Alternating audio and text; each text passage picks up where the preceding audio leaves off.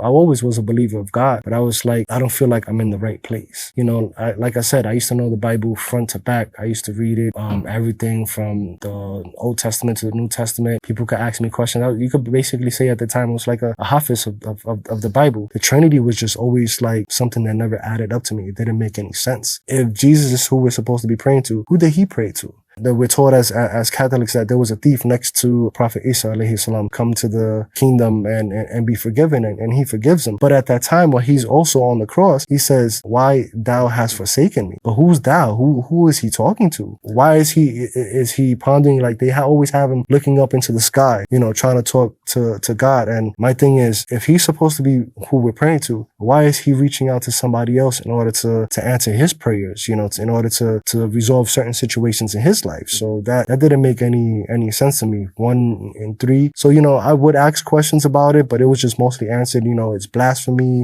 You shouldn't really be asking about these questions. This is, you know, this is your faith. This is what you're committed to. But to me, that wasn't good enough. Melvin Felix sangat akrab dengan isi Bibel. Bahkan secara bercanda, ia merasa layaknya seorang hafiz Bibel. Namun semakin ia mendalami isinya, semakin muncul keraguan dalam hatinya terhadap ajaran Kristen, terutama soal konsep ketuhanan Yesus.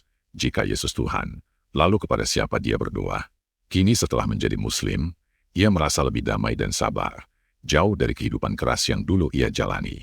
So there was a lot of things in Catholicism that I learned that was in Islam as well too. So I was like, these are some similarities. Things are making sense. Things are adding up now. 1 + 1 is equal 2 here.